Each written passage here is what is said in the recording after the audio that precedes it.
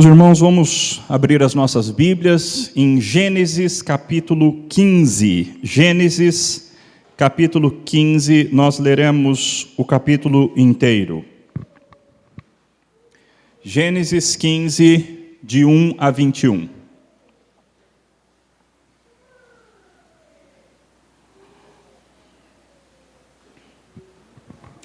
Assim diz a palavra do nosso Deus.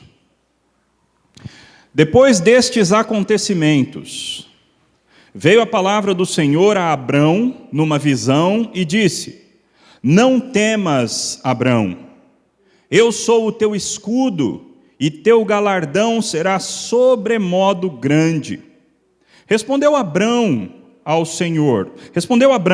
Senhor Deus, que me haverás de dar, se continuo sem filhos e o herdeiro da minha casa é o Damasceno Eliezer? Disse mais Abrão: A mim não me concedeste descendência, e um servo nascido na minha casa será o meu herdeiro. A isto respondeu logo o Senhor, dizendo: Não será este o teu herdeiro, mas aquele que será gerado de ti será o teu herdeiro. Então conduziu-o até fora e disse: Olha para os céus e conta as estrelas, se é que podes. E lhe disse: será assim a tua posteridade. Ele creu no Senhor, e isso lhe foi imputado para a justiça. Disse-lhe mais: Eu sou o Senhor que te tirei de Ur dos Caldeus para dar-te por herança esta terra. Perguntou-lhe Abrão: Senhor Deus, como saberei que hei de possuí-la? Respondeu-lhe: Toma-me uma novilha, uma cabra e um cordeiro, cada qual de 3 anos, uma rola e um pombinho. Ele, tomando todos esses animais, partiu-os pelo meio e lhes pôs em ordem as metades, umas defronte das outras, e não partiu as aves. Aves de rapina desciam sobre os cadáveres, porém Abrão as enxotava. Ao pôr do sol, caiu profundo sono sobre Abrão, e grande pavor e cerradas trevas o acometeram. Então lhe foi dito: sabe com certeza que a tua posteridade será peregrina em terra alheia, e será reduzida à escravidão, e será afligida por 400 anos. Mas também eu julgarei a gente a que tem de sujeitar-se, e depois sairão com grandes riquezas, e tu irás para os teus pais em paz, serás sepultado em ditosa velhice. Na 4ª geração tornarão para aqui, porque não se encheu ainda a medida da iniquidade dos amorreus. E sucedeu que, posto o sol, houve densas trevas, e eis um fogareiro fumegante, uma tocha de fogo que passou entre aqueles pedaços. Naquele mesmo dia, fez o Senhor aliança com Abrão, dizendo: à tua descendência darei esta terra, desde o rio do Egito até ao grande rio Eufrates, o queneu, o quenezeu, o cadmoeu, o eteu, o ferezeu, os refaíns, o amorreu, o cananeu, o girgazeu e o jebuseu. Oremos ao Senhor. Querido Deus, essa porção da tua palavra é um trecho tão fundamental e tão importante para nós entendermos várias coisas nas Escrituras, inclusive a nossa fé, inclusive a nossa aliança com o Senhor, inclusive o Evangelho. Assim sendo, ó Pai, nós pedimos que o Teu Santo Espírito haja de maneira especial sobre nós agora, tirando as escamas dos nossos olhos e o véu do nosso coração, para que nós entendamos a Tua palavra, não somente com o intelecto, mas que compreendamos a Tua palavra com o nosso coração, e as nossas vontades, a nossa razão e as nossas emoções sejam transformadas pela Santa Palavra. Oramos em Cristo Jesus. Amém.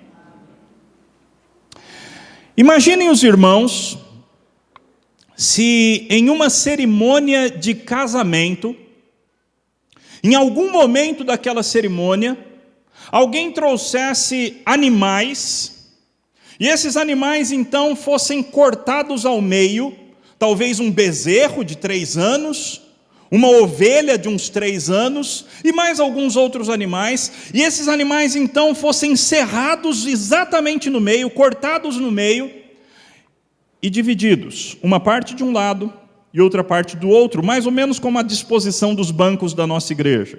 E aqui fossem pedaços de animais, de um lado e de outro. Então, depois de tomar os votos, os noivos então teriam que passar por aqueles animais cortados. E o símbolo, o significado dessa parte da cerimônia de casamento seria o seguinte: ambos estariam invocando a maldição de Deus e a morte sobre si, caso um deles não fosse fiel aos votos que estava tomando. Imaginem os irmãos que nós tivéssemos isso nos nossos casamentos, nas nossas cerimônias de casamento. Seria uma maneira muito gráfica, seria uma maneira muito forte de simbolizar a fidelidade que tanto um quanto o outro estavam evocando sobre si. Ou imaginemos outra situação. 2 empresas entram num acordo, fazem um contrato entre si. Uma empresa grande, multinacional, muito bem estabelecida, e uma empresa nova, uma daquelas que hoje em dia se chamam startups. E aí então, essa empresa grande, que não tem muita coisa a perder nesse contrato, a empresa grande que teria muito a perder nesse contrato, faria então esse acordo com a empresa menor. E para selar o acordo, de novo, animais seriam cortados, um de um lado e outro de outro. E como a empresa grande é a empresa que tem mais poder, apenas o presidente da empresa menor é que passaria entre as peças de animais. E aquele homem estaria dizendo o seguinte: eu estou fazendo um contrato com essa grande empresa. Essa grande empresa vai ter a responsabilidade de nos passar inteligência, de nos passar tecnologia e de nos proteger no mercado. E a nossa parte é passar todas as informações que nós descobrirmos, passar todas as informações da nossa administração, inclusive financeira, tudo isso nós passaremos à empresa maior. E aí então, o presidente da empresa menor passaria pelo meio daqueles animais cortados, e ele estaria, ao fazer isso, invocando a maldição da morte sobre si, caso aquela empresa menor não fosse fiel na sua parte do contrato. No caso entre um maior e um menor, apenas o menor passava pelo meio dos animais. Essas ilustrações representam de maneira bastante realista qual era o contexto da época da Bíblia. Na época de Abraão, esses tipos de contratos eram extremamente comuns, e a arqueologia de vez em quando encontra documentos para comprovar isso. Quando 2 pessoas do mesmo nível entravam num acordo de cooperação, as 2 pessoas passavam entre animais cortados. Ou às vezes a cerimônia envolvia algum outro tipo de pacto de sangue. Às vezes as pessoas cortavam uma parte do seu corpo e pingavam parte do sangue de um no braço do outro e parte do sangue do outro no braço do um. Ou às vezes eles cortavam um pouco de sangue, pingavam num copo, colocavam água e um bebia o sangue do outro.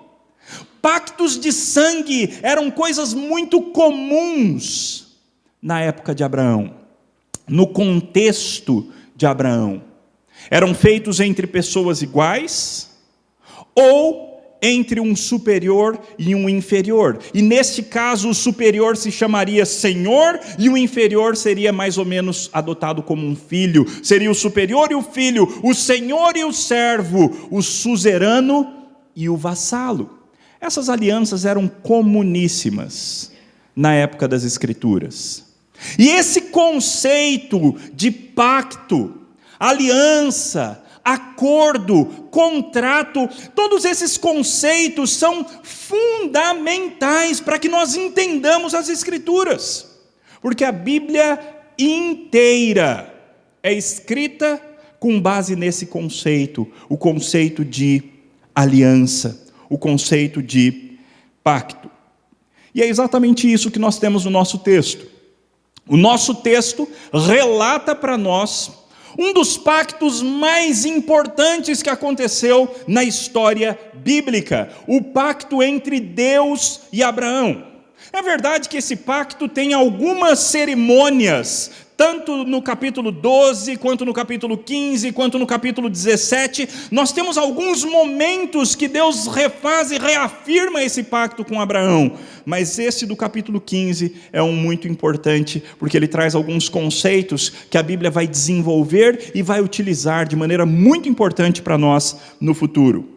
O fato é que então nós temos Deus abordando Abraão numa visão. Abraão estava em algum lugar e de repente vem a palavra do Senhor por meio de visão a Abraão. E Deus chega prometendo, porque essa é a parte de Deus na aliança.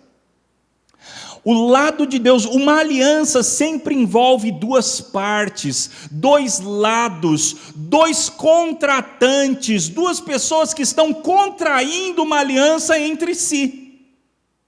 Aqui no caso, Deus de um lado e Abraão do outro lado. Abrão, até aqui ele se chama Abrão, Abrão do outro lado. É evidente quem é o maior nesse acordo. É evidente que Deus é o grande rei, o grande Senhor, o todo-poderoso, e aquele que poderia exigir obediência e perfeição da parte de Abraão, sob pena de morte. É claro que Deus teria todo o direito de assim o fazer. Mas o que nós encontramos nesse texto é algo bastante diferente. Deus aborda Abraão, e ao invés de Deus exigir diversas ordens, diversos mandamentos, diversas obrigações por parte de Abraão, ou de Abrão, o que Deus na verdade faz é apresentar uma lista de promessas. Vejam só, eu sou o teu escudo, Abraão, eu vou te proteger. Eu sou o teu escudo e o teu galardão será sobremodo grande. Abraão, eu vou te recompensar, eu vou te dar presentes, eu vou derramar grandes bênçãos sobre você. É aí então que Abraão responde: Senhor Deus, o que me haverás de dar? Se eu continuo sem filhos e o herdeiro da minha casa é o Damasceno Eliezer. Primeiro, naquela época, ter filhos para perpetuar o seu próprio nome era algo fundamental.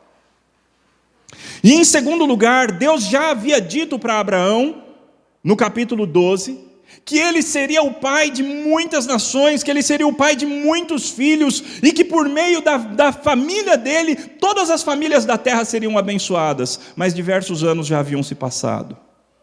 E a promessa de Deus não havia sido concretizada. E Abraão estava já entristecido, um tanto amargurado, porque Deus havia feito promessas, mas essas promessas não haviam se cumprido. E Abraão apresenta isso diante de Deus. Abraão fala: Senhor, o Senhor está dizendo aí que vai me dar galardão, o Senhor está dizendo que o Senhor é meu escudo, mas o fato é que o Senhor tinha me prometido que eu seria pai. E até agora o meu descendente é um escravo. Então, eu não sei como que o Senhor está dizendo isso. Versículo 3, a mim não me concedeste descendência, e um servo, um escravo nascido na minha casa, será o meu herdeiro.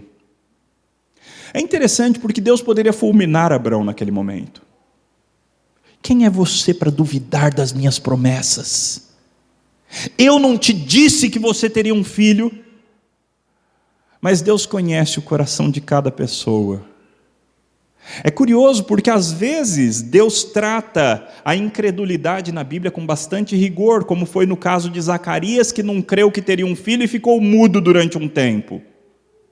Mas outras vezes Deus, conhecendo o coração humano, a nossa fraqueza, a nossa amargura, outras vezes Deus trata com graça e misericórdia, como foi o caso aqui. A isto respondeu logo o Senhor. Eu acho interessantíssimo que Deus respondeu depressa.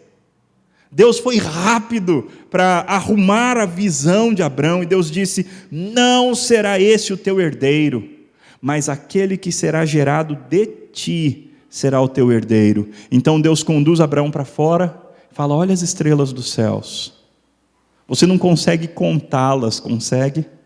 Pois bem, Abrão, desse jeito, tão numerosas quanto as estrelas, tão numerosa quanto as estrelas, será a tua descendência, assim será a sua posteridade. Notem que a parte de Deus nesse pacto é fazer promessas. Deus fez a promessa de uma grande descendência, Deus fez a promessa de que a família de Abraão seria a família, o meio pelo qual Deus abençoaria todo o planeta, todas as famílias da terra, isso lá no capítulo 12. Deus fez a promessa de que ele seria o escudo de Abraão, ele defenderia Abraão contra os seus inimigos. Deus fez a promessa de que Abraão teria grande galardão da parte do próprio Deus, receberia grandes recompensas da parte de Deus. Deus promete ser o Senhor, o Deus, o Pai de Abrão. E qual foi a parte de Abrão nesse pacto? Nós lemos no versículo 6, ele creu no Senhor.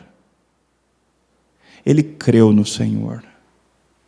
Abrão acreditou nas promessas de Deus. Essa foi a parte de Abrão. Deus havia dito: eu serei o seu escudo, e Abrão creu que Deus de fato seria o seu escudo. Deus havia dito: o seu galardão será sobremodo grande, e Abrão creu que o galardão dele seria sobremodo grande. Deus disse: eu trarei descendência por meio de você, você mesmo terá um filho, e Abrão creu que Deus lhe daria de alguma forma um filho. E isso, o fato dele ter acreditado na palavra de Deus, isso serviu para ele como razão de sua justificação diante de Deus. Abrão creu, e Deus então passou a olhar para Abraão como se ele fosse alguém justo. Justificação pela fé. Abrão creu na palavra de Deus, Abrão creu nas promessas de Deus, e Deus então passou a considerá-lo como alguém justo. Abrão em si mesmo não era justo, Abrão não era perfeito, justo ele era num certo sentido, mas ele não era perfeito. Abrão tinha o péssimo hábito de mentir que a sua esposa era sua irmã, para fugir dos riscos de ter que assumir a sua esposa, do risco de morte, já que ela era muito bonita, e ele tinha medo de alguém matá-lo para poder ficar com ela. Abrão, no capítulo seguinte, tenta dar um jeitinho na promessa de Deus e produzir um filho, não pelos meios que o próprio Deus havia dado, mas usando uma das escravas da sua esposa. Abrão não era um homem perfeito, mas aos olhos de Deus, ele era justo. Justo por quê? Justo porque creu. Ele creu nas promessas de Deus, e Deus o considerou como justo.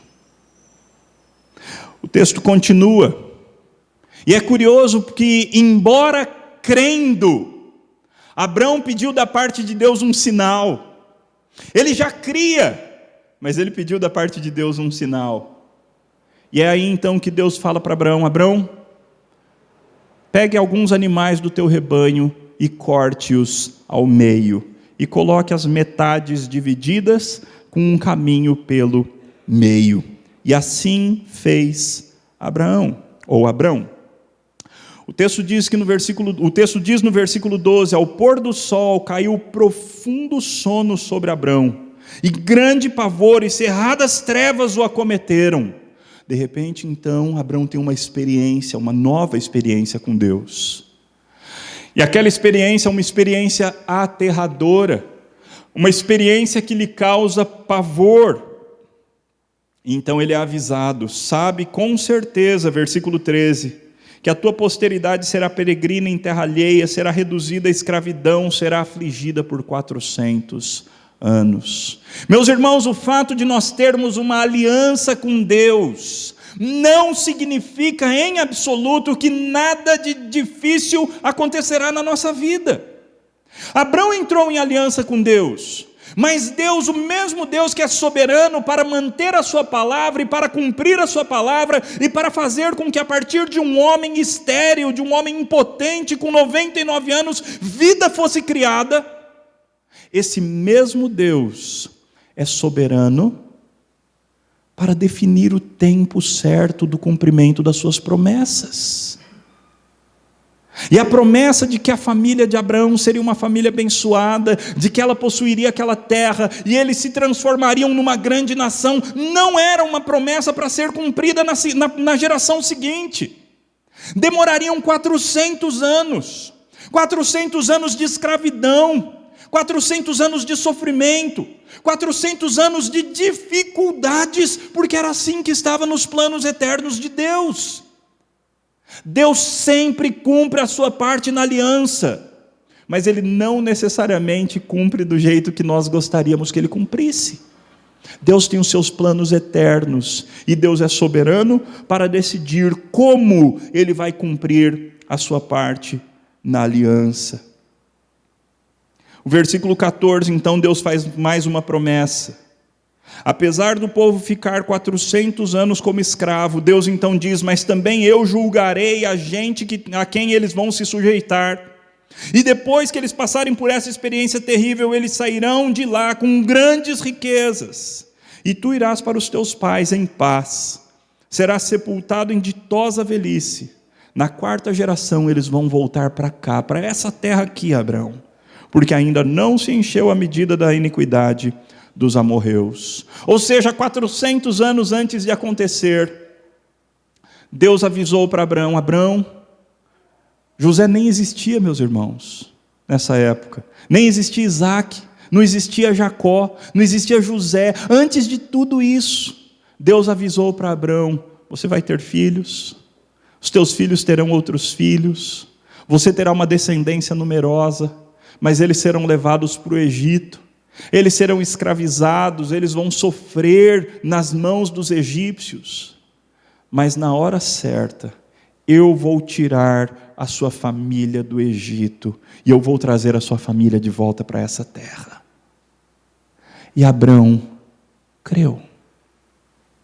O que é mais interessante, no entanto, meus irmãos, nesse texto, é aquilo que acontece no final do texto. E sucedeu que, posto o sol, houve densas trevas, e eis um fogareiro fumegante e uma tocha de fogo que passou entre aqueles pedaços. Talvez você já tenha lido esse versículo, mas nunca tenha atentado para a profundidade do que está acontecendo aqui.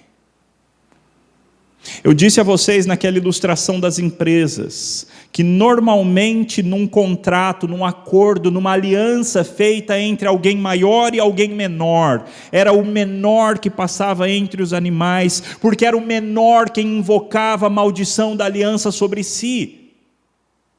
Era o povo conquistado, era o povo dominado que passava por entre os animais dizendo: se nós não formos fiéis ao nosso Senhor, nós morreremos, assim como esses animais foram partidos, nós seremos partidos, nós traremos morte sobre nós.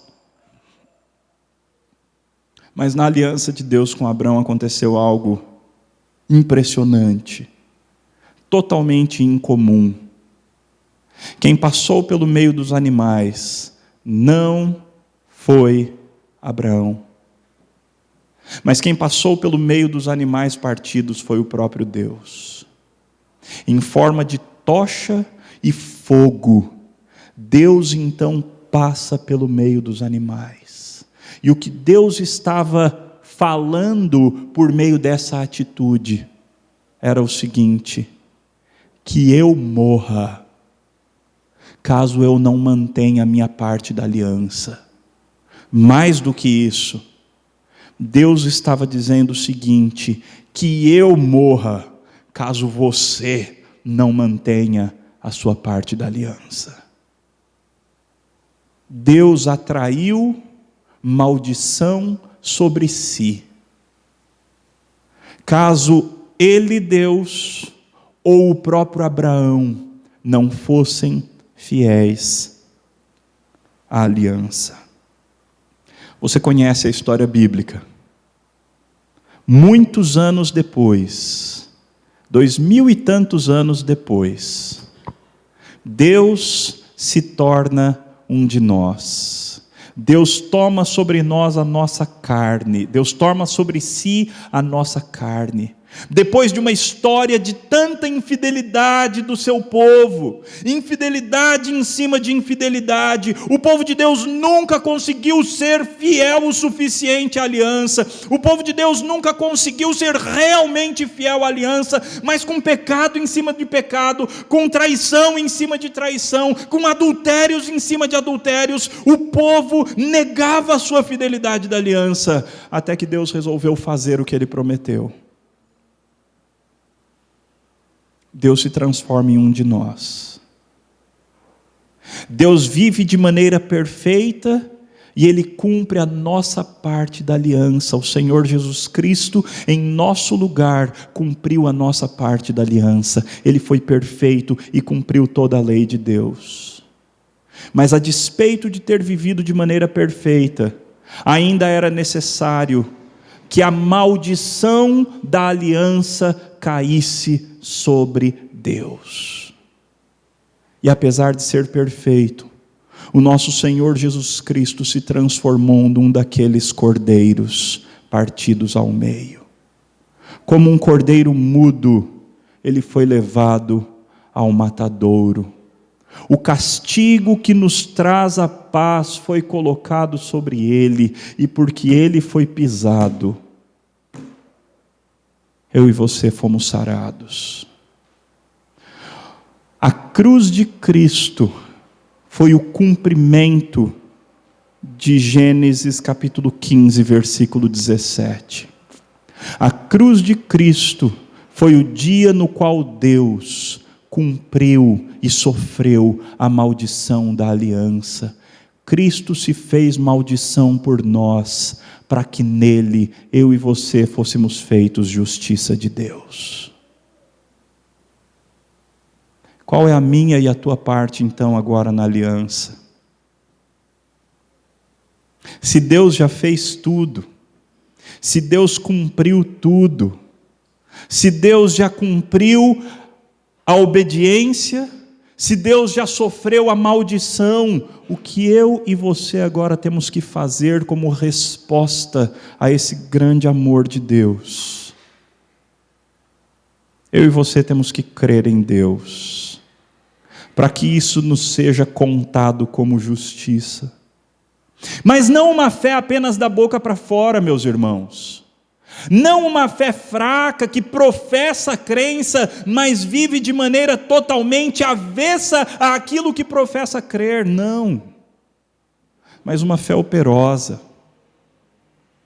A fé como foi a fé de Abrão. Abrão, sai da tua casa, sai da tua parentela e vai para um lugar que você não faz ideia onde é. E Abrão foi. Abrão, sacrifica o teu filho, o teu único filho, Isaque, aquele a quem você ama, e Abrão foi. Eu e você somos chamados a crer, e isso nos será imputado como justiça, seremos justificados, considerados justos aos olhos de Deus, à medida que crermos, mas não com qualquer tipo de fé, meus irmãos, mas com uma fé verdadeira, uma fé sobre a qual nós passamos a construir toda a nossa vida, uma fé que faz, uma fé que obedece, uma fé que Deus diz vai e a pessoa vai, Deus diz vem e a pessoa vem, Deus diz fala e a pessoa fala, Deus diz creia e a pessoa de fato crê, Deus diz sirva e a pessoa de fato serve, Deus diz tome a sua cruz e siga-me. E nós de fato tomamos a nossa cruz e seguimos, não para merecermos algo da parte de Deus, mas para expressar o nosso amor pelo Deus que já fez tudo por nós. Meus irmãos, o conceito de aliança é um dos conceitos mais fundamentais da palavra de Deus. Nós somos salvos porque Deus um dia resolveu entrar em aliança conosco. Não é à toa que nós somos filhos de Abraão, como diz a carta de Paulo aos Gálatas. Somos filhos de Abraão, porque nele fomos abençoados pela mesma aliança que ele foi. Você entende que você está em aliança com Deus?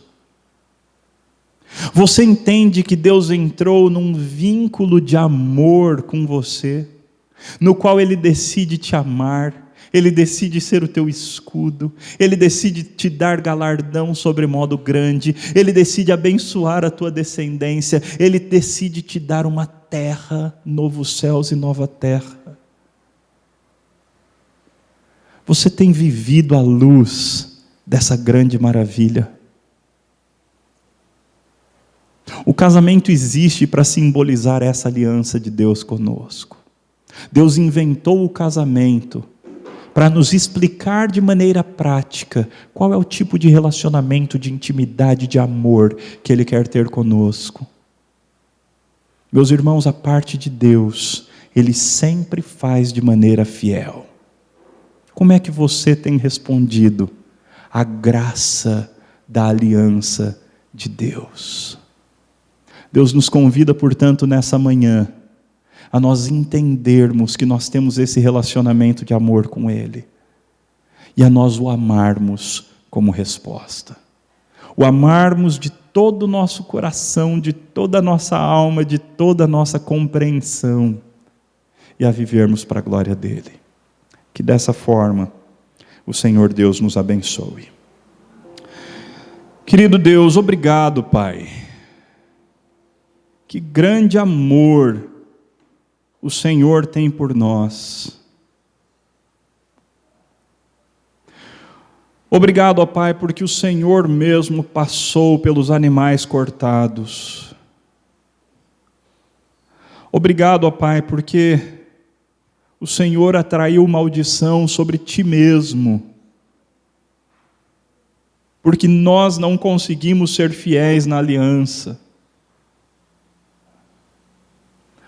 Obrigado, ó Pai, porque o Teu Filho, o nosso Senhor, Deus, encarnou-se e deu a vida por nós. Obrigado porque o Senhor cumpriu aquilo que nós não conseguíamos cumprir e ainda assim pagou o preço que os nossos pecados mereciam. Obrigado por tão grande salvação. Deus, ajuda-nos a viver de maneira santa, limpa, fiel ao Senhor, em resposta a tão grande amor, tão grande graça, que nós vivamos para a Tua glória, para Te agradar, porque o Senhor é o nosso escudo, o Senhor é aquele que nos garante galardão. Muito obrigado, Deus, muito obrigado pelo Teu amor, nós Te amamos e nós agradecemos o Senhor pela Tua graça, em Cristo Jesus, amém. E que a graça maravilhosa do nosso Senhor Jesus Cristo, o amor do Pai e as ternas consolações do Espírito Santo sejam sobre vós e sobre todos aqueles que são igreja verdadeira de Cristo, hoje e para todo sempre. Amém.